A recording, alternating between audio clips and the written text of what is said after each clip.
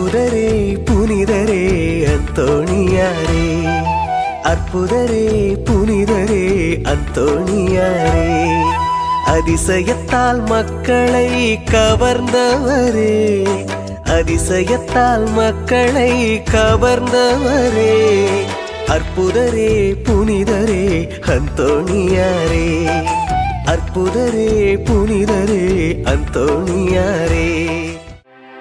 தந்தை மகன் தூயாவியாரின் பெயராலே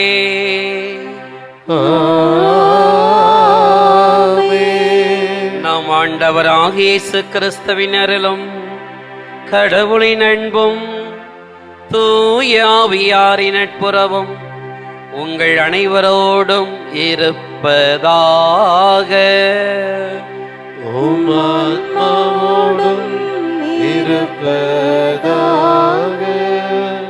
இயேசு கிறிஸ்துவில் அன்புக்குரியவர்களே, இந்த புனிதமான தவக்காலத்தில், அருளின் காலத்தில், மன்னிப்பின் காலத்தில், அன்பின் காலத்தில் புனித அந்தோணியாருடைய திருத்தலத்தை நாடி வந்திருக்கின்ற உங்கள் அனைவரையும் இந்த 3ஆம் வாரம் செவ்வாய்க்கிழமை திருப்பலிக்கு அன்போடு வரவேற்கின்றோம்.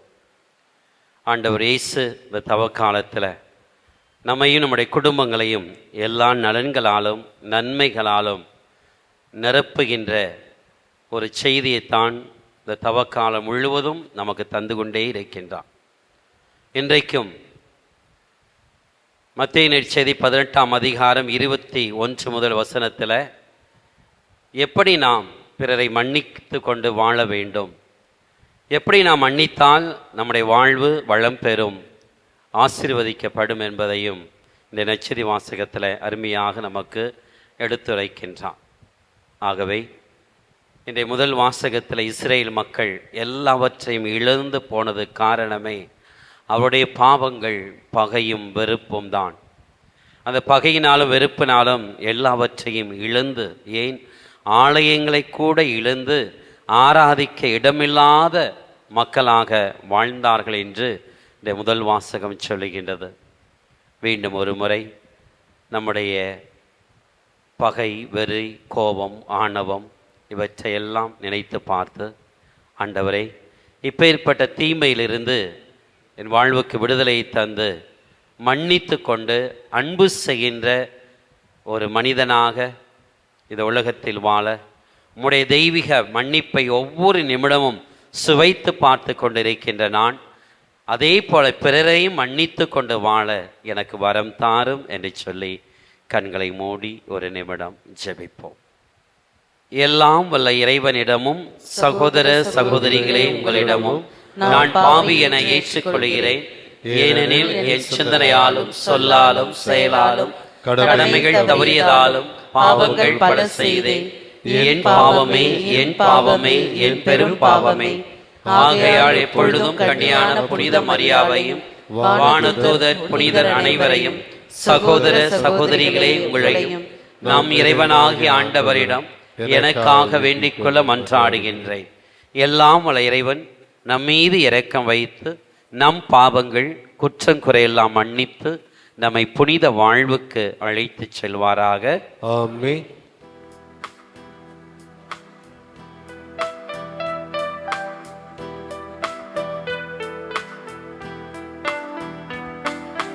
ஆண்டவரே இரக்கமாயிரும். ஆண்டவரே இரக்கமாயிரும். கிறிஸ்துவே இரக்கமாயிரும். கிறிஸ்துவே இரக்கமாயிரும். ஆண்டவரே இரக்கமாயிரும். ஆண்டவரே இரக்கமாயிரும்.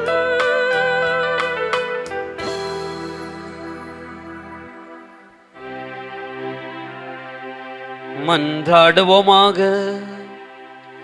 ஆண்டவரே, உமது அருள் எம்மை என்றும் கைவிடாதிருக்க உம்மை வேண்டுகின்றோ. உமது புனித பணிக்கு அது எங்களை அர்ப்பணிக்கச் செய்து எங்களுக்கு உமது ஆற்றலை என்றும் பெற்று தருவதாக. உம்மோடு தூயாவியாரின் ஒன்றைப்பில் இறைவனா என்றென்றும் வாழ்ந்து ஆட்சி செய்கின்ற எங்கள் ஆண்டவரும் உம் திருமகனுமாகிய இயேசு கிறிஸ்து வழியாக உம்மை மன்றாடுகின்றோம்.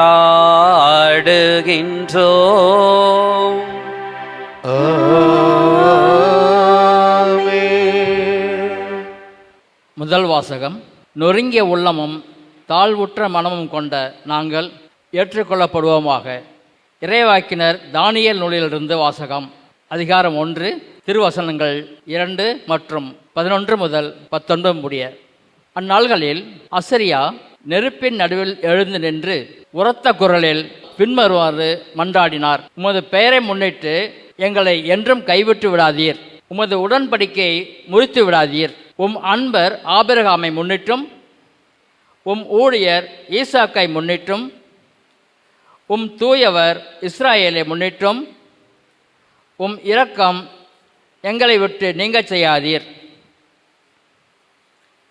விண்மீன்களைப் போலவும் கடற்கரை மணலைப் போலவும் அவர்களின் வழிமரபினரை பெருக செய்வதாக நீர் அவர்களுக்கு உறுதியளித்தீர். ஆண்டவரே, எங்கள் பாவங்களால் மற்ற மக்களின் இனங்களை விட நாங்கள் எண்ணிக்கையில் குறைந்து விட்டோம். உலகெங்கும் இன்று தாழ்வடைந்தோம்.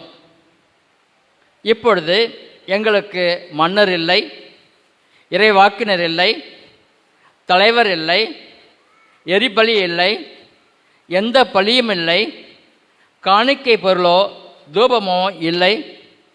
உம் திருமுன் பலியிட்டு உம் இரக்கத்தை பெற இடமே இல்லை. ஆயினும் செம்மறி கடாக்கள் காளைகளால் அமைந்த எரிபலி போலும் பல்லாயிரம் கொழுத்த ஆட்டுக்குட்டிகளாலான பலி போலும் நொறுங்கிய உள்ளமும் தாழ்வுற்ற மனமும் கொண்ட நாங்கள் ஏற்றுக்கொள்ளப்படுவோமாக. அவ்வாறே எமது பலி இன்று உம் திருமுன் அமைவதாக. நாங்கள் முழுமையாக உம்மை பின்பற்றுவோமாக. ஏனெனில் உம்மில் நம்பிக்கை வைப்போர் வெட்கத்திற்கு ஆட்பட மாட்டார். இப்பொழுது நாங்கள் முழு உள்ளத்துடன் உம்மை பின்பற்றுகிறோம். உமக்கு அஞ்சி உம் திருமுகத்தை நாடுகிறோம். எம்மை வெட்கத்துக்கு உள்ளாக்காதீர். மாறாக உம் பரிவிற்கு ஏற்பவும் இரக்க பெருக்கிற்கு ஏற்பவும் எங்களை நடத்தும். ஆண்டவர் வழங்கும் அருள்வாக்கு. இறைவா உமக்கு நன்றி.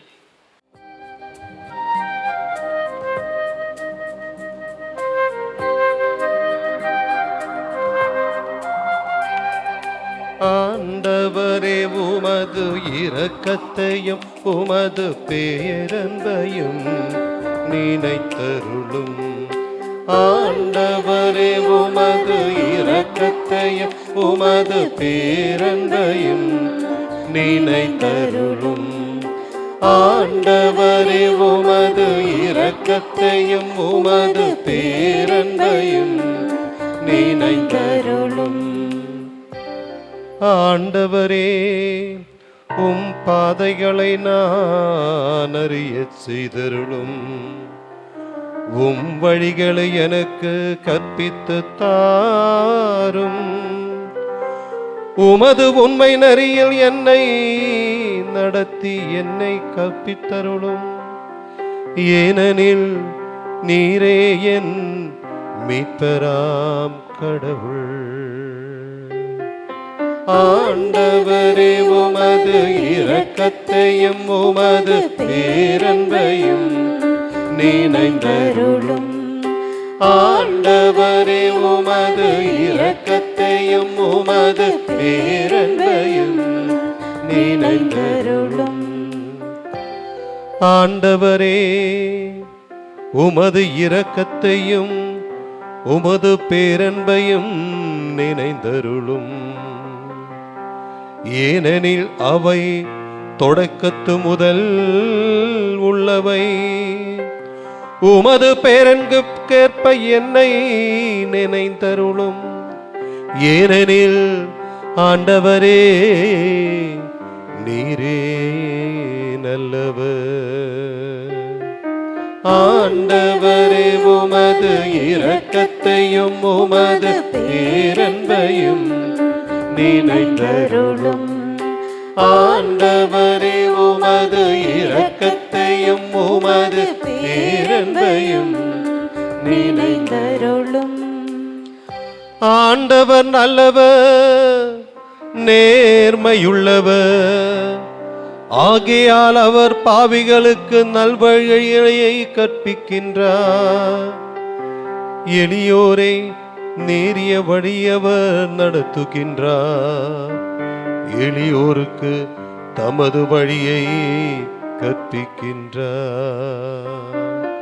ஆண்டவரே உமது இரக்கத்தையும் உமது பேரன்பையும் நினைந்தருளும்.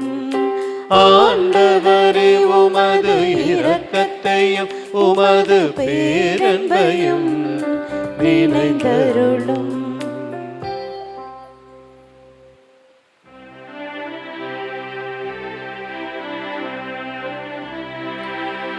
இயேசு கிறிஸ்துவே எங்கள் ஆண்டவரே, நித்திய மகிமையின் மன்னரே,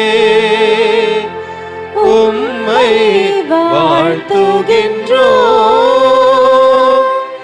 இப்போதாவது உங்கள் முழு இதயத்தோடு என்னிடம் திரும்பி வாருங்கள். ஏனெனில் நான் அருள் நிறைந்தவர், இரக்கம் மிகுந்தவர் என்கிறார் ஆண்டவர். இயேசு கிறிஸ்துவே எங்கள் ஆண்டவரே, நித்திய மகிமையின் மன்னரே, உம்மை வாழ்த்துகின்றோம். ஆண்டவர் உங்களோடு இருப்பாராக. உம் ஆன்மாவோடும் இருப்பாராக. புனித மத்தேயு எழுதிய தூய நற்செய்தியிலிருந்து வாசகம். ஆண்டவரே மாற்றி உமக்கே. அதிகாரம் 18, இறை திருவசனங்கள் 21 முதல் 35 வரை.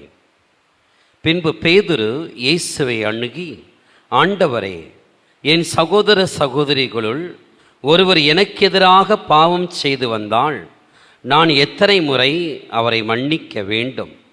7 முறை மட்டுமா என்று கேட்டார். அதற்கு இயேசு அவரிடம் கூறியது, 7 முறை மட்டுமல்ல, 70 தடவை 7 முறை என நான் உனக்கு சொல்லுகின்றேன்.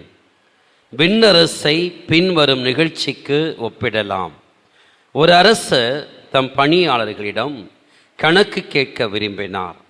அவர் கணக்கு பார்க்க தொடங்கிய பொழுது அவரிடம் 10,000 தாளந்து கடன் பெற்றிருந்த ஒருவரை கொண்டு வந்து நிறுத்தினார்கள்.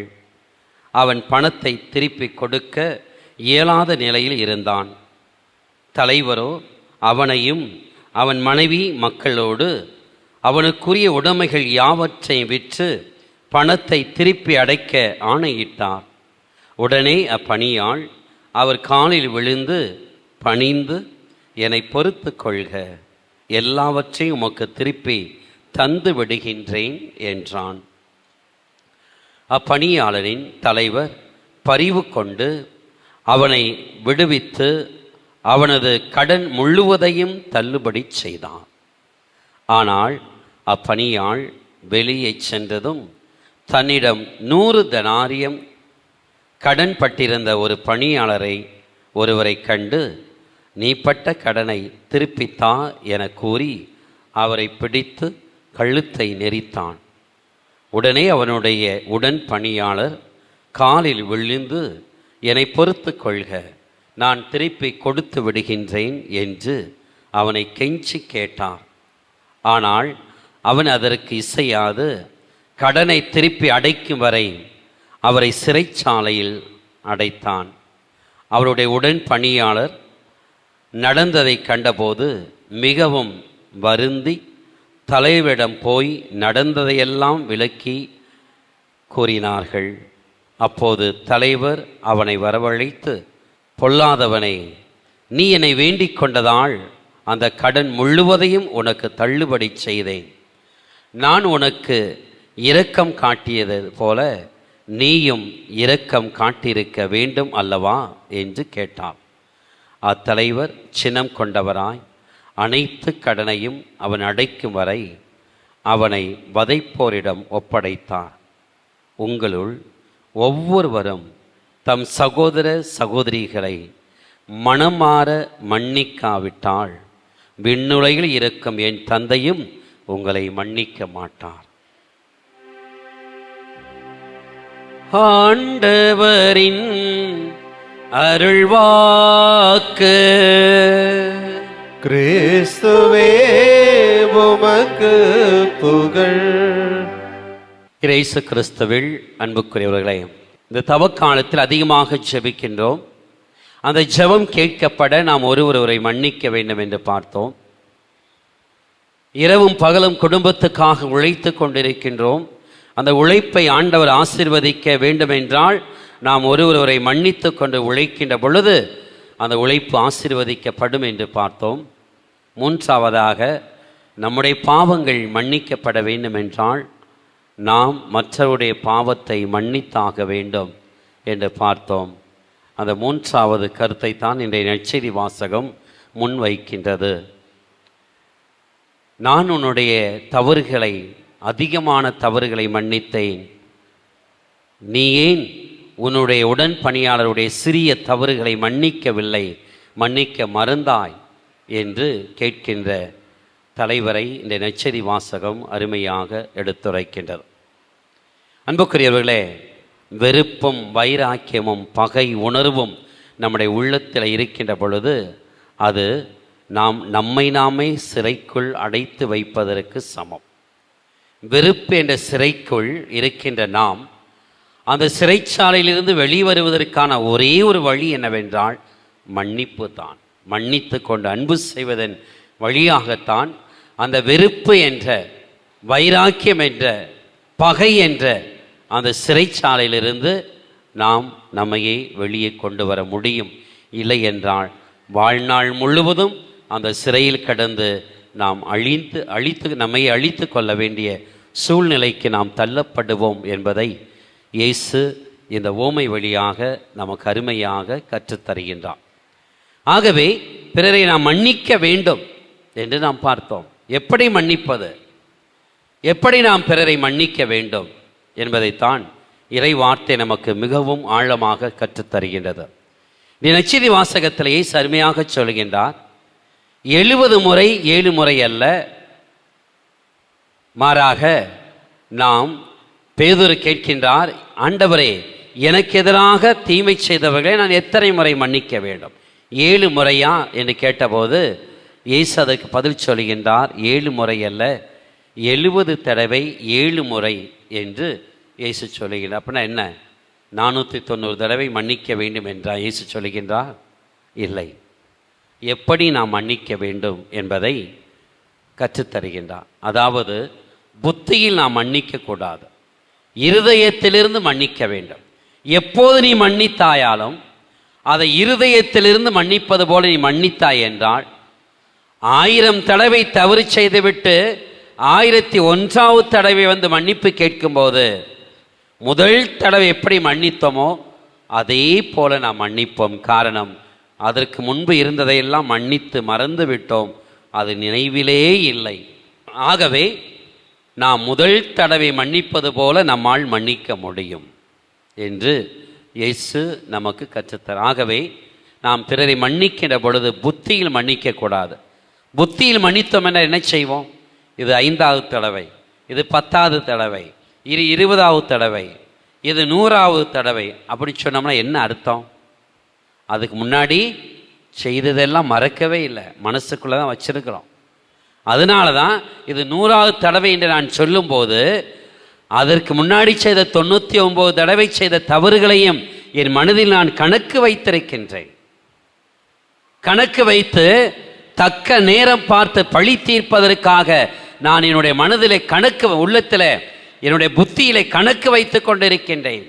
நீ கணக்கு வைத்து கொண்டிருந்தாய் என்றால் ஒருபோதும் உன்னால் மன்னிக்கவே முடியாது. ஒருவேளை சொல்லலாம், நான் மன்னிக்கின்றேன், அடுத்த தடவை இப்படி செய்யக்கூடாது என்று சொல்லலாம். ஆனால் அடுத்த தடவை செய்யும்போது நான் பழி வாங்க துடிப்போம். எனவே தான் சீராக் ஆகமத்தில் 28ஆம் அதிகாரம் 1 முதல் 4 வசனத்திலே வாசிக்க கேட்டோம். பழி வாங்காதீர்கள், பழி வாங்குவது ஆண்டவருடைய சினத்துக்கு விட்டு விடுங்கள். நீங்கள் பழி வாங்கினீர்கள் என்றால் உங்களுடைய பாவங்கள் மன்னிக்கப்படாது, உங்களுடைய ஜெபம் கேட்கப்பட மாட்டாது என்று ஆண்டவர் அருமையாக சொல்லுகின்றான். ஆகவே அன்புக்குரியவர்களே, நாம் புத்தியில் கணக்கு வைத்து ஒருபோதும் மன்னிக்கக்கூடாது. மாறாக இதயத்தில் ஒவ்வொரு தடவையும் முதல் தடவை மன்னிப்பது போல மன்னிப்பது தான் கடவுளுடைய மன்னிப்பு. அந்த மன்னிப்பை ஒருவரோடு கொடுத்து கொண்டு வாழத்தான் அழைக்கப்பட்டிருக்கின்றோம். அதுதான் கிறிஸ்தவ வாழ்வு. மன்னிப்பது தான் கிறிஸ்தவ வாழ்வு. இந்த உலகத்தில் எத்தனையோ மதங்கள் இருக்கின்றது. அந்த மதங்களுக்கெல்லாம் உயர்ந்து இருக்கக்கூடிய ஒரே ஒரு மதம் கிறிஸ்தவ மதம் மட்டும்தான். காரணம் என்ன? நாம் அதிகமானவர்கள், நாம் சிறப்பானவர்கள் என்பதற்காக எல்லாம் அல்ல, நாம் மன்னிக்கக்கூடியவர்கள். கிறிஸ்து மன்னித்தது போல, நம்முடைய கடவுள் நம்மை மன்னித்தது போல மன்னிக்க அழைக்கப்பட்டிருக்கின்றோம். இதனால் தான் கிறிஸ்தவ சமூகம் இன்றைக்கு உயர்ந்து இருப்பதற்கு ஒரே ஒரு காரணம், இந்த மன்னிப்பு என்ற ஒரே ஒரு உன்னதமான பண்பு நம்மிடத்தில் இருப்பதனால்தான் கிறிஸ்தவ மதம் மற்ற மதங்களுக்கெல்லாம் உயர்ந்த மதமாக, மற்ற மதத்தில் இருக்கிற சகோதர சகோதரிகளுக்கெல்லாம் எடுத்துக்காட்டாக இருப்பதற்கு ஒரே ஒரு காரணம் இந்த மன்னிப்பு என்ற ஒரே ஒரு பண்பு தான்.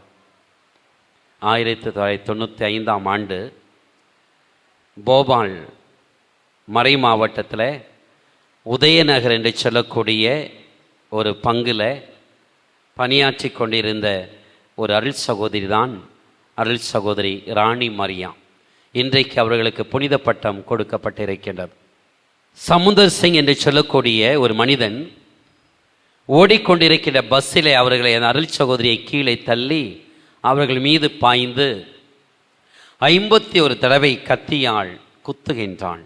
ஒவ்வொரு தடவையும் குத்தியேற்ற அந்த அருள் சகோதரி சொன்ன ஒரே ஒரு வார்த்தை இதுதான், இயேசுவே இவரை மன்னியும், இயேசுவே இவரை மன்னியும் என்று 51 தடவை குத்தியேற்ற பிறகும் அந்த சகோதரி உச்சரித்த ஒரே ஒரு வார்த்தை இதுதான், இயேசுவே இவர்களை மன்னியும் என்ற அந்த ஒரே வார்த்தையை உச்சரித்து கொண்டு தன்னுடைய இறுதி மூச்சை விடுகின்றார்கள்.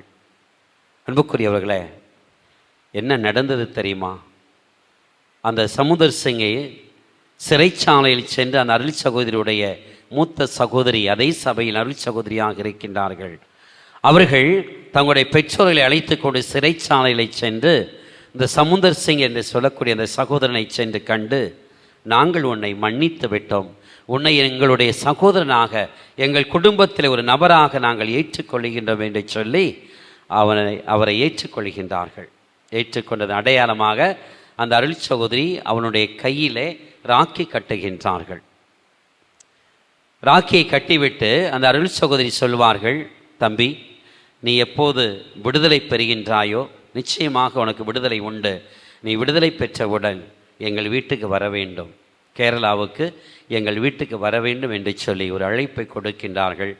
அவன் சிறைச்சாலையிலிருந்து வெளியே வந்தவுடன் சென்ற இடம் ராணி மரியா அருள் சகோதரியுடைய வீட்டுக்கு செல்கின்றான். அங்கு வீட்டிலே அவருக்கு பெரிய விருந்து படைக்கப்படுகின்றது. அந்த விருந்து படைப்பதற்கு முன்பாக அந்த பெற்றோர்கள் அவரை அமரச் செய்து அவருடைய பாதங்களை கழுவி முத்தமிட்டு, உன்னை எங்கள் குடும்பத்தில் ஒரு சகோதரனாக ஏற்றுக்கொள்கின்றோம் என்று சொல்லி அவனை ஏற்றுக்கொள்கின்ற அவருக்கு நல்ல விருந்து செய்து கொடுக்கின்றார்கள். அதையெல்லாம் உணவு அருந்தி அந்த சகோதரர் சொல்லுகின்றார், நான் என்னுடைய ஊருக்கு சென்று இயேசுனுடைய இந்த உயர்ந்த மன்னிப்பை நீங்கள் எனக்கு காட்டினீர்கள். நான் பெற்றுக்கொண்ட அந்த உயர்ந்த இயேசுனுடைய உன்னதமான மன்னிப்பை நான் வாழ்கின்ற பகுதியில் சென்று வாழ்ந்து காட்டுவேன் என்று சொல்லி அவர் தன்னுடைய இடத்துக்கு சென்று இன்றைக்கும் இயேசுனுடைய அந்த மன்னிப்பை வாழ்ந்து காட்டிக்கொண்டு கிறிஸ்துவுக்காக வாழ்ந்து கொண்டிருக்கின்ற, கிறிஸ்துவில் நம்பிக்கை கொண்டு வாழ்ந்து கொண்டிருக்கின்ற ஒரு சகோதரர் தான் Samundar Singh. Praise the lord. 2001ஆம் ஆண்டு அமெரிக்காவில் நடந்த பெரிய ஒரு விபத்து தான் இரட்டை கோபுரத்தை தீவிரவாதிகள் இடித்து, விமானத்தை வைத்து இடித்து 2763 பேர் இறந்து போனார்கள். ஒரு பாவம் செய்யாத அப்பாவி மக்கள் 2763 பேர் இறந்து போனார்கள். இதை பார்த்து அந்த உலகம் கண்டனம் செய்தது. இந்த தீய செயலை செய்தவர்களை கண்டிக்கின்றோம், கண்டிக்கின்றோம், கண்டிக்கின்றோம். இதுதான் செய்தித்தாளிலே வந்த செய்தி. இந்த கண்டன குரல்கள் மத்தியிலே ஒரே ஒரு குரல் மட்டும் இப்படியாக ஒலித்தது, என் அமெரிக்க மக்களே, இந்த தீய செயலை செய்தவர்களை மன்னியுங்கள். என் அமெரிக்க மக்களே, இந்த தீய செயலை செய்தவர்களை மன்னியுங்கள் என்ற ஒரு குரல் ஒலித்தது. அந்த குரல் தான் புனித 2ஆம் ஜான் பால் உடைய குரல். அன்றைக்கு பாப்பரசராக இருந்தவர். காரணம், அவர் தன்னை சுட்டு கொல்லுவதற்காக சுட்ட அந்த முஸ்லிம் சகோதரனை, வாலிபனை மன்னித்தவர். சிறைச்சாலையில் சென்று அவனை முத்தமிட்டு நான் உன்னை மன்னித்து விட்டேன் என்று சொன்ன அந்த மன்னித்த அந்த புனிதருக்குத்தான் சொல்ல முடிந்தது, என் அமெரிக்க மக்களே, இந்த தீய செயலை செய்தவர்களை மன்னியுங்கள் என்று அவருக்கு மட்டும்தான் சொல்ல முடிந்தது. வேறு யாராலும் சொல்ல முடியவில்லை. மற்றவர்களெல்லாம் கண்டனம் செய்தார்கள். ஆனால் நம்முடைய பாப்பரசர் மட்டும் சொன்னார், என் அமெரிக்க மக்களே, இந்த தீய செயலை செய்தவர்களை மன்னியுங்கள் என்று சொன்னார். ஆகவே அன்புக்குரிய சகோதர சகோதரிகளே, நம்முடைய மன்னிப்பு என்பது முழுமையாக இருக்க வேண்டும். முழுமையான மன்னிப்பை கொடுக்க வேண்டும் என்றுதான் இன்றைய நற்செய்தி வாசகத்தில் இயேசு அருமையாக சொல்கிறார். எப்படி முழுமையான மன்னிப்பு? இயேசு மன்னித்தது போல நாம் மன்னிக்க வேண்டும். எப்படி இயேசு மன்னித்தார்? ரோமையருக்கு எழுதிய திருமுகத்தில் 5ஆம் அதிகாரம் 7ஆம் வசனம் 7-8 வசனத்தில் புனித பவுல் சொல்லுவார், ஒருவேளை நல்ல மனிதர்களுக்காக யாராவது ஒரு ஆள் தன் உயிரை கொடுக்க வேண்டி வரலாம். ஆனால் நாம் பாவிகளாக இருக்கும் போதே கிறிஸ்து நமக்காக தம் உயிரை கொடுத்து நம்மை மன்னித்தார். பாவிகளாக இருக்கின்றவர்களுக்காக தன் உயிரை கொடுத்து மன்னித்தவர் தான் ஆண்டவர் இயேசு.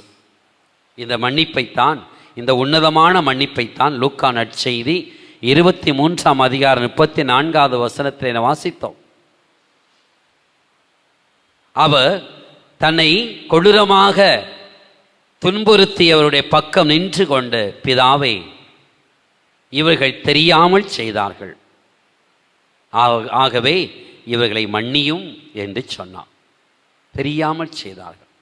அவர்கள் பக்கம் நின்று கொண்டு அவர்களுக்காக அவர்களை மன்னித்து கொண்டு ஜெபித்த கிறிஸ்துவை போல, தன்னை சிலுவையில் அறைந்தவர்களை மன்னித்து கொண்டு ஜெபித்த கிறிஸ்துவை போல, தன்னுடைய தலையிலே முள்முடி வைத்து அடித்த அந்த மகனை மன்னித்து கொண்டு ஜெபித்த கிறிஸ்துவை போல, கல்தோனில் கட்டி கொடூரமாக அடித்த அந்த சகோதரனை மன்னித்த கிறிஸ்துவை போல நாமும் மன்னிக்க வேண்டும். கிறிஸ்து மன்னித்தது போல நாம் மன்னிக்க வேண்டும் என்று இறைவார்த்தை நமக்கு அருமையாக கற்றுத்தருகின்றது. அன்புக்குரியவர்களே, இப்படி இந்த மன்னிப்பை இந்த உலகத்தில் இன்றைக்கும் பல புனிதர்கள், பல மனிதர்கள் வாழ்ந்து காட்டியிருக்கின்றார்கள். அப்படி யாரெல்லாம் கிறிஸ்துவனுடைய மன்னிப்பை இந்த உலகத்தில் வாழ்ந்து காட்டினார்களோ அவர்களெல்லாம் இன்றைக்கு புனிதர்களாக கத்தோலிக்க திருச்சபையில் நினைவு கூறப்படுகின்றார்கள் என்றால் அதற்கு ஒரே ஒரு காரணம், இயேசுனுடைய அந்த மன்னிப்பு மட்டும்தான். கல்கட்டாவில், ஒடிசாவில் தொழுநோயாளிகள் மத்தியில் வாழ்ந்து அவர்களுக்காக தங்களுடைய வாழ்வை கரைத்து கொண்டவர் தான் ஆஸ்திரேலியன் மிஷனரி ஸ்டீவ் ஜார்ஜ், அவருடைய மனைவி கிளாடிஸ், அவருடைய 2 குழந்தைகள் திமோத்தி, பிலிப்பு. திமோத்திக்கு 10 வயது, பிலிப்புக்கு 8 வயது.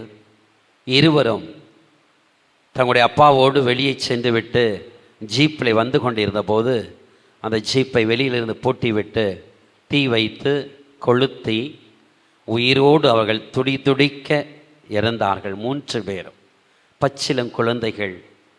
தன்னுடைய கணவரும் 3 பேரையும் கொளுத்தி எரித்த அந்த நபர்களை அந்த பெண்மணி கிளாடிஸ் என்று சொல்லக்கூடிய அந்த பெண்மணி சொன்னார்கள், நான் எப்போதே மன்னித்து விட்டேன், நான் எப்போதே அவர்களை மன்னித்து விட்டேன் என்று செய்தித்தாளில் சொல்லியிருக்கின்றார்கள்.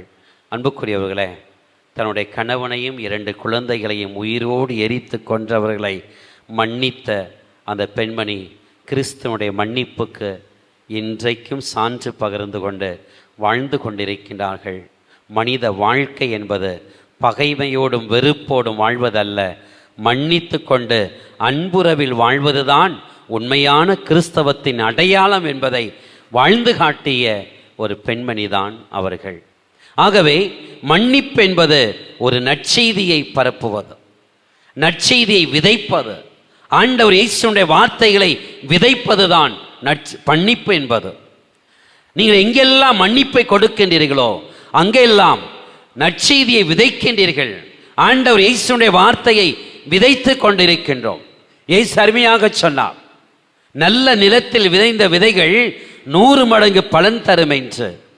அப்படி மன்னிக்கின்ற விதைகள், மன்னிப்பு என்ற விதை இந்த உலகத்தில் நாம் விதைக்கின்ற பொழுது, மற்ற மனிதனுடைய இதயத்தில் விதைக்கின்ற பொழுது அது 100 மடங்காக பலன் தருகின்றது என்பதை நாம் ஆணித்தனமாக உணர்ந்து கொள்ள வேண்டும். அதுதான் மன்னிப்பினுடைய பெருமை, மன்னிப்பினுடைய நற்செய்தி பணி. யாரெல்லாம் மன்னிக்கின்றார்களோ அவர்கள் கிறிஸ்துவனுடைய வார்த்தையை இந்த உலகத்தில் விதைத்து கொண்டே இருக்கின்றார்கள். அவர்கள் விதைப்பதை மற்றவர்கள் 100 மடங்கு அறுவடை செய்வதற்கான ஒரு விதைப்பு. மன்னிப்பு என்பது தெய்வீக குணம். பகைமையும் வெறுப்பும் சாத்தானுடைய குணம் என்றால், மன்னிப்பது என்பது தெய்வீக குணம். எப்போது நாம் பிறரை மன்னிக்கின்றோமோ அப்போது அவர்களுக்கு முன்பாக நம் ஆண்டவர் இயேசுவை உடைய முகத்தை நாம் பிரதிபலிக்கின்றோம். இதை தொடக்க நூல் 33ஆம் அதிகாரத்தில் 10வது வசனத்தில் வாசிக்கின்றோம். யாக்கோப்பும் ஏசாவும் ஒருவரை சந்தித்துக் கொள்கின்றார்கள். அப்படி சந்தித்துக் கொள்கின்ற பொழுது ஒருவரை கட்டி தழுவி மன்னிக்கின்ற பொழுது யாக்கோப்பு ஏசாவை பார்த்து சொல்லுகின்றான், உன்னுடைய முகத்தை பார்க்கும்போது கடவுளுடைய முகத்தை பார்ப்பது போல இருக்கின்றது என்று. உன்னுடைய முகத்தை பார்க்கும்போது கடவுளுடைய முகத்தை பார்ப்பது போல இருக்கின்றது என்று யாக்கோப்பு ஏசாவை பார்த்து சொல்லுகின்றார். அன்புக்குரியவர்களே, ஒரு கணவன் தன் மனைவியை மன்னிக்கின்ற பொழுது மனைவிக்கு முன்பாக அந்த கணவர் இயேசுடைய முகத்தை பிரதிபலிக்கின்றார். மன்னிப்பை பெறுகின்ற மனைவி கணவனில் இயேசுவை காண்கின்றான். ஒரு மனைவி தன் கணவனை மன்னிக்கின்ற பொழுது இயேசுடைய முகத்தை பிரதிபலிக்கின்றார்கள். மன்னிப்பு பெறுகின்ற கணவர் அந்த மனைவியில் இயேசுடைய முகத்தை பார்த்து இன்னும் அதிகமாக அன்பு செய்வதற்கான ஒரு வாய்ப்பாக அது மாறுகின்றது. ஆகவே மன்னிப்போம். நீங்கள் மன்னிக்கின்ற பொழுது இயேசுடைய முகத்தை பிரதிபலிக்கின்றீர்கள். மன்னிப்பு என்பது விதை விதைப்பது. நீங்கள் விதைக்கின்ற விதை 100 மடங்காக அது பலன் தரும் என்பதை நாம் ஒருபோதும் மறந்துவிட வேண்டாம். அப்படியே கண்களை மூடுவோம். ஆண்டவர் இயேசு சொல்லுகின்றார், ஆனால் நான் உங்களுக்கு சொல்லுகின்றேன், உங்கள் பகைவரிடம் அன்பு கூறுங்கள், உங்களை துன்புறுத்துவோருக்காக இறைவனிடம் வேண்டுங்கள். இப்படி செய்வதால் உங்கள் விண்ணக தந்தையின் மக்கள் ஆவீர்கள். விண்ணக தந்தையின் இயேசுடைய மக்களாக வாழ்வதற்கு ஒரே ஒரு வழி மன்னிப்பதுதான். மன்னித்தவர்களுக்காக தொடர்ந்து ஜெபிப்பதுதான் உண்மையான மன்னிப்பு என்பதை இயேசு இன்று நமக்கு கற்றுத்தருகின்றார். ஆகவே இயேசுவே, நீர் மன்னித்தது போல நாங்களும் மன்னித்து கொண்டு இந்த மன்னிப்பு என்ற விதையை நாங்கள் வாழ்கின்ற பகுதியில் விதைத்து 100 மடங்கு அன்பு என்ற அறுவடை செய்து உம்முடைய மக்களாக வாழ எங்களுக்கு அருள் தாரும். சிலுவை நாயகா மன்னிக்கும் வரம் தா, இறங்கும் நாயகா நான் இறங்கிட வரம் தா. பாடுவோம். சிலுவை நாயகா மன்னிக்கும் வரம் தா, இறங்கும் நாயகா நான் இறங்கிட வரம் தா. ஒரு முறை. சிலுவை நாயகா மன்னிக்கும் வரம் தா, இறங்கும் நாயகா நான் இறங்கிட வரம் தா. வெறுப்பும் கோபமும் அலட்டும் நேரம் உணர்வில் ஏற்படும் மாற்றங்கள். பாடுவோம். வெறுப்பும் கோபமும் அலட்டும் நேரம் உணர்வில் ஏற்படும் மாற்றங்கள் நோயினால் தாக்கும் முன்னே மன்னிக்கும் வரம் தா. நோயினால் தாக்கும் முன்னே மன்னிக்கும் வரம் தா. சிலுவை நாயகா மன்னிக்கும் வரம் தா, இறங்கும் நாயகா நான் இறங்கிட வரம் தா. அன்பு தெய்வமே, நாங்கள் ஒருவரை மன்னித்து கொண்டு குடும்பத்தில் உள்ளவர்களை உடன்பிறப்புகளை மன்னித்து கொண்டு விண்ணக தந்தையின் மக்களாக என்று வாழ அருள் புரிய வேண்டும்படியாக உம்மை நோக்கி நாங்கள் இறைஞ்சி மன்றாடுகின்றோம். தந்தை மகன் தூயாவியாரின் பெயராலே ஆமென். அன்புக்குரியவர்களை எழுந்து நின்று நம்முடைய மன்றாட்டுக்களை நம்பிக்கையோடு நாம் மன்னித்து விட்டோம். ஆகவே நிச்சயமாக ஆண்டவர் என்னுடைய எல்லா ஜெபங்களையும் கேட்டுக்கொண்டே இருக்கின்றார். அவர் நிச்சயமாய் எனக்கு பதில் தருவார் என்ற நம்பிக்கையோடு நம்முடைய எல்லா மன்றாட்டுக்களையும் அவருடைய பாதத்தில் ஒப்புக்கொடுப்போம். நம்பிக்கையாளர்களின் மன்றாட்டுகள். உங்கள் பதில். எல்லாம் வல்ல இறைவா எங்கள் மன்றாட்டை கேட்டருளும். எல்லாம் வல்ல இறைவா எங்கள் மன்றாட்டை கேட்டருளும். அருள் கொடைகளின் நாயகனே எம் இறைவா, எம் திரு அவையின் திரு ஆட்சியாளர்கள் தங்கள் வாழ்வில் உம் சொற்களால் ஊட்டம் பெற்று நம்பிக்கை வாழ்வில் தளர்ச்சியுற்ற வேளையில் சோர்ந்து விடாமல் உம் நம்பிக்கை உன்னை நலமாக்கியது என்றும் வார்த்தையை வாழ்வாக்கிட வரமருள வேண்டுமென்று இறைவா உம்மை மன்றாடுகிறோம். எல்லாம் வல்ல இறைவா எங்கள் மன்றாட்டை கேட்டருளும்.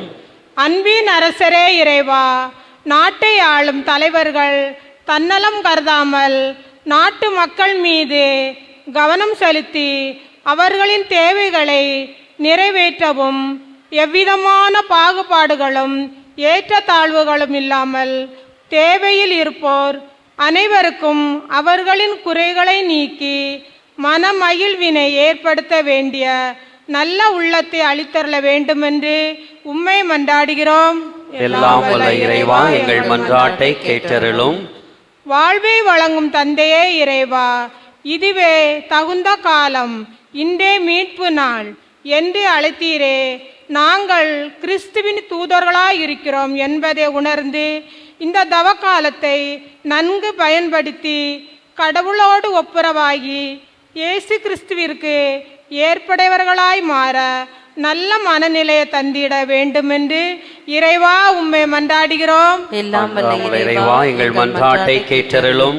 கேளுங்கள் உங்களுக்கு தரப்படும், தட்டுங்கள் உங்களுக்கு திறக்கப்படும் என்று சொன்ன அன்பு தெய்வமே, கேட்கின்ற எங்களுடைய ஜெபத்தை நீ ஒருபோதும் புறக்கணிப்பதில்லை என்னும் நம்பிக்கையோடு எங்களுடைய எல்லா குறைகளையும் எங்களுடைய எல்லா தேவைகளையும் உம் பாதம் ஒப்பு கொடுத்து ஜெபிக்கின்றோம். எங்கள் ஜெபம் கேளும் நல்ல பிதாவே. ஆமென். உன்னிடத்தில் என்ன இல்லை, என்னிடத்தில் ஒன்றுமில்லை. உன்னிடத்தில் என்ன இல்லை, என்னிடத்தில் ஒன்றுமில்லை. இயேசு உன் பாதத்தில் காணிக்கை நான் வைக்க ஏதொன்றும் சொந்தம் இல்லை. பாவம் செய்தே எண்ணத்தில் சுத்தமில்லை. பாவம் செய்தேன், எண்ணத்தில் சுத்தமில்லை. அன்மிக்க சகோதர சகோதரிகளை நாம் அனைவரும் இணைந்து ஒப்புக் கொடுக்கும் இந்த புனிதமான உயிருள்ள பலியை எல்லாம் வல்ல இறைவனுக்கு ஏற்றதாகும்படி ஜெபியுங்கள். ஆண்டவர் தமது பேரின் புகழ்ச்சிக்காகவும் மாட்சிமைக்காகவும் நமது நன்மைக்காகவும் புனித திரு அவையானத்தின் நலத்துக்காகவும் உமது கைகளை பலியை ஏற்றுக்கொள்வாராக. ஆண்டவரே, மீட்பளிக்கும் இப்பழிப்பொருள் எங்கள் பாவங்களை கழுவிட உம்மை வேண்டுகின்றோம். அதனால் இது உமக்கு ஆற்றலின் பரிகார பலியாக மாறிட நீரே எங்களுக்கு அருள் புரிவீராக. எங்கள் ஆண்டவராகிய கிறிஸ்து வழியாக உம்மை மன்றாடுகின்றோம்.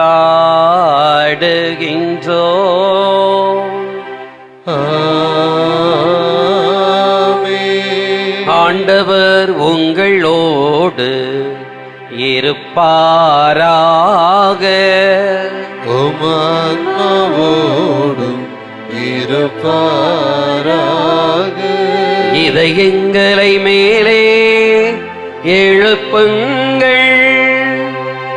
ஆண்டவரிடம் எழுப்பியுள்ளோம். நம் இறைவனாகிய ஆண்டவருக்கு நன்றி கூறுவோம்.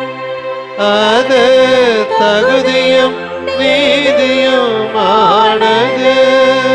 ஆண்டவரே, தூயவரான தந்தையே, என்றுமுள்ள எல்லாம் வல்ல இறைவா, எந்நாளும் இவ்விடத்திலும் நாங்கள் உமக்கு நன்றி செலுத்துவது மெய்யாகவே தகுதியும் நீதியும் ஆகும். எங்கள் கடமையும் மீட்புக்குரிய செயலுமாகும். எங்கள் தவ முயற்சிகளால் நாங்கள் உமக்கு நன்றி செலுத்தவும், எங்கள் ஆணவத்தை தளர்த்தவும், ஏழைகளுக்கு உணவளிக்கவும், இவ்வாறு உமது கனிவு இரக்கத்தை பின்பற்றவும் நீர் திருவுள்ளமானி. ஆகவே வானகத்தூதர் புனிதர் அனைவரோடும் சேர்ந்து இங்கு கூடி வந்திருக்கும் மக்கள் அனைவரோடும் சேர்ந்து நாங்களும் அது மகிமையை புகழ்ந்து பாடி ஒரே குரலாய் பாடி ஜெபிப்பதாவது: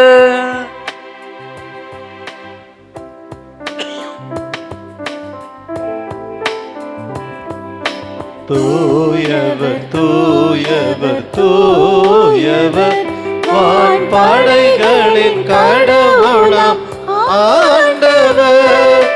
விண்ணகமும் மண்ணகமும் உமது மாட்சியால் நிறைந்துள்ளன. உன்னதங்களிலே ஓசன்னா, உன்னதங்களிலே ஓசன்னா.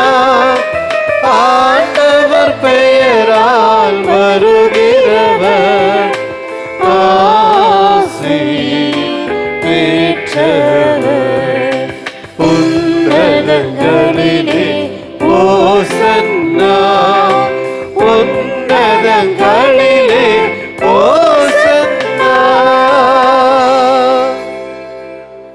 ஆண்டவரே, நீர் மெய்யாகவே தூயவர், புனிதத்துக்கெல்லாம் ஊற்று. ஆகவே உம்முடைய ஆவியை பொழிந்து இக்காணிக்கைகளை புனிதப்படுத்த வேண்டுமென உம்மை தாழ்மையுடன் இறைஞ்சி மன்றாடுகின்றோம்.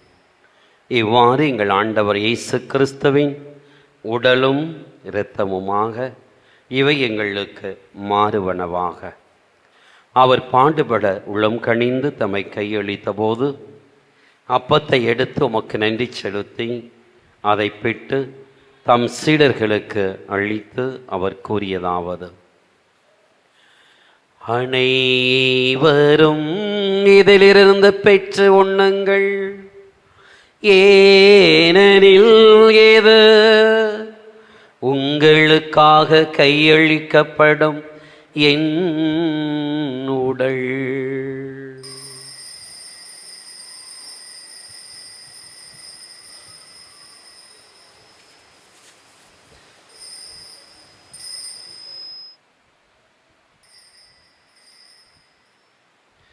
அவ்வண்ணமே இரவு விருந்து அருந்திய பின் கிண்ணத்தை எடுத்து மீண்டும் உமக்கு நன்றி கூறி தம் சீடர்களுக்கு அளித்து அவர் கூறியதாவது: அனைவரும் இதிலிருந்து பெற்று பருகுங்கள், ஏனெனில் இது புதிய நிலையான உடன்படிக்கைக்குரிய என் இரத்தத்தின் கிண்ணம். இது பாவ மன்னிப்புக்கென்று உங்களுக்காகவும் பலருக்காகவும் சிந்தப்படும்.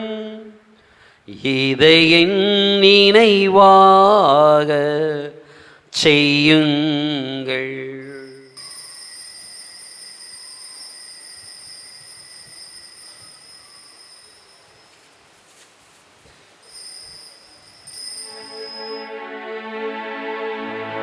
நம்பிக்கையின் மறைபொருள். ஆண்டவரே, நீர் வருமளவும் உமது இறப்பினை அறிக்கையிடுகின்றோம், உமது உயிர்ப்பினையும் எடுத்துரைக்கின்றோம். ஆகவே ஆண்டவரை, நாங்கள் கிறிஸ்துவின் இறப்பினையும் உயிர்ப்பினையும் நினைவு கூர்ந்து வாழ்வு தரும் அப்பத்தையும் மீட்பள்ளிக்கும் கிண்ணத்தையும் ஒப்பு கொடுக்கின்றோம். உம் திருமணின்று உமக்கு ஊழியம் புரிய தகுந்தவர்களென எங்களை ஏற்றுக்கொண்டீர். எனவே உமக்கு நன்றி செலுத்துகின்றோம். மேலும் கிறிஸ்துவின் உடலிலும் இரத்தத்திலும் பங்கு கொள்ளும் எங்கள் ஒவ்வொருவரையும் தூய ஆவியானவர் ஒன்று சேர்க்க வேண்டுமென உம்மை தாழ்மையுடன் மன்றாடுகின்றோம். ஆண்டவரை, உலகெங்கும் பரவிக்கொண்டிருக்கின்ற தாய் திருச்சபைக்காகவும் இந்த திருச்சபையை வழிநடத்தி கொண்டிருக்கின்ற எங்கள் திருத்தந்தை பிரான்சிஸ், எங்கள் பேராயர் ஜார்ஜ் ஆண்டனி சாமி, ஏனைய ஆயர்கள், எங்கள் கூடி வந்திருக்கும் மக்கள் ஆகிய அனைவரோடும் உமது திரு அவை அன்பில் நிறைவு பெறச் செய்திருளும். தந்தையே, உயிர்த்தெழும் எதிர்நோக்குடன் துயில் கொள்ளும் எங்கள் சகோதர சகோதரிகளையும் இறந்தோர் அனைவரையும் இரக்கத்துடன் நினைவு கூர்ந்து உமது திருமுக ஒளியினுள் ஏற்றருளும். எங்கள் அனைவர் மீதும் இரக்கமாயிரம். கடவுளின் கன்னித்தாயான புனித மரியா, அவருடைய கணவரான புனித யோசேப்பு, புனித திருத்தூதர்கள், இந்த திருத்தலத்தின் பாதுகாவலராக இருக்கின்ற புனித அந்தோனியா, இவ்வுலகில் உமக்கு உகந்தவராய் இருந்தோர் ஆகிய புனிதர் அனைவருடனும் நாங்கள் நிலைவாழ்வில் பங்கு கொள்ளும் தகுதி பெற்று உம் திருமகன் இயேசு கிறிஸ்து வழியாக உம்மை புகழ்ந்தேத்து வரமருள உம்மை மன்றாடுகின்றோம்.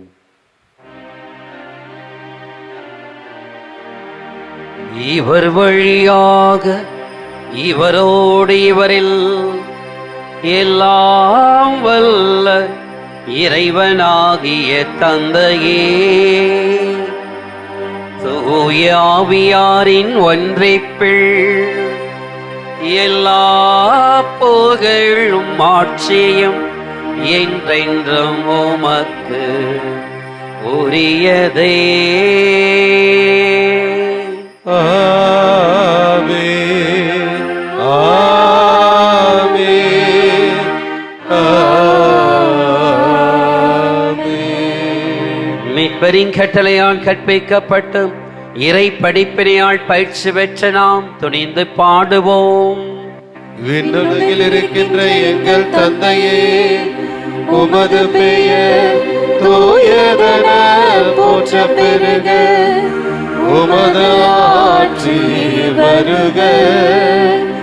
உமது திருவுள்ளம் விண்ணுலகில் நிறைவேறுவது போல மண்ணுலகிலும் நிறைவேறுக.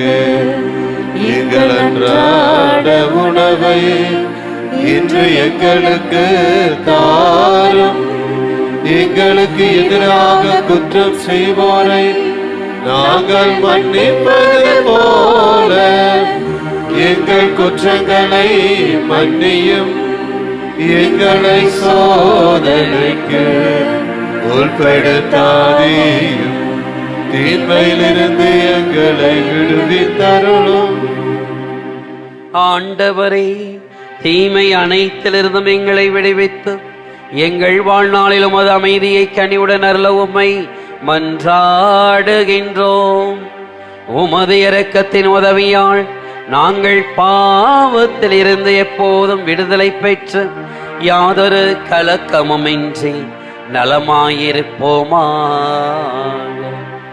நாங்கள் நம்பியிருக்கும் பேரின்ப வாழ்வையும் எமிப்பராகிய இயேசு கிறிஸ்துவின் வருகைக்காகவும் காத்திருக்கின்றோம். ஏனெனில் ஆட்சியும் வல்லமையும் மாட்சியும் என்றென்றும் உமதே. ஆண்டவராகிய இயேசு கிறிஸ்துவை அமைதியை உங்களுக்கு விட்டுச் செல்கின்றேன், என் அமைதியையே உங்களுக்கு அளிக்கின்றேன் என்று உம் திருத்தூதர்களுக்கு மொழிந்தீரே.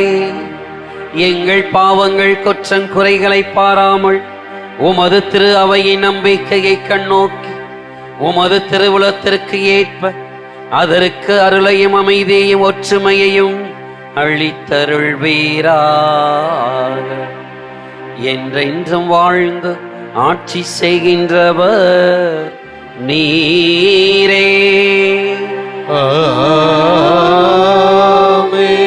ஆண்டவர் இயேசு கிறிஸ்துவின் அருளும் அமைதியும் உங்கள் அனைவரோடும் என்றும் இருப்பதாக. உம் ஆன்மாவோடும் இருப்பதாக. ஆண்டவர் இயேசு இந்த உலகத்துக்கு விட்டுச் சென்ற அந்த அருளையும் அமைதியையும் மன்னிப்பையும் அன்பையும் ஒருவரோடு முகமலர்ச்சியோடு ஒருவரை பார்த்து அறிவித்துக் கொள்வோம். சமாதானம்.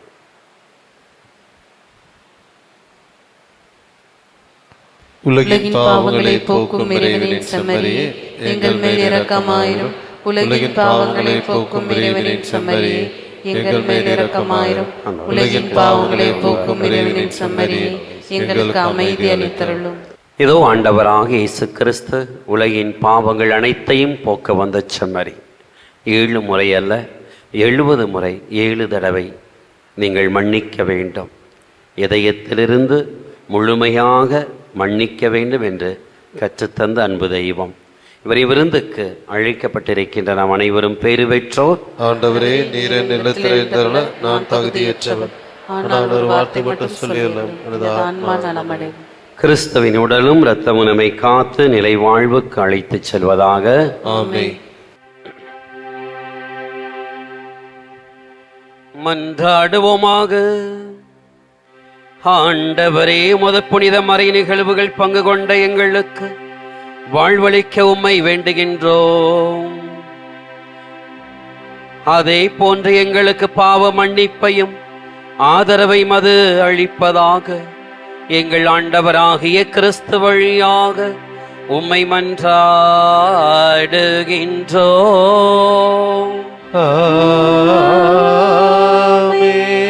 ஆண்டவர் உங்களோடு இருப்பாராக.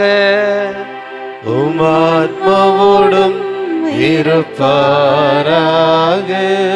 எல்லாம் வல்ல இறைவன் தந்தை மகன் தூயாவியானவர் உங்கள் அனைவருக்கும் ஆசி வழங்குவாராக.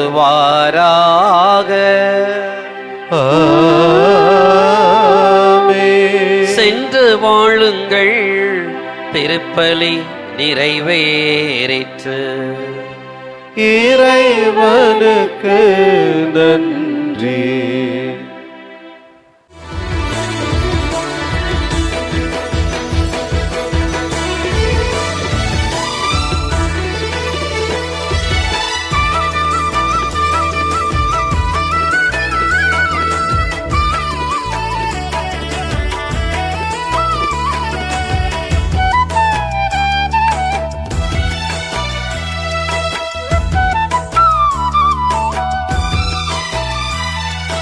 அற்புதரே புனிதரே அந்தோணியாரே, அற்புதரே புனிதரே அந்தோணியாரே, அதிசயத்தால் மக்களை கவர்ந்தவரே, அதிசயத்தால் மக்களை கவர்ந்தவரே, அற்புதரே புனிதரே அந்தோணியாரே, அற்புதரே புனிதரே அந்தோணியாரே.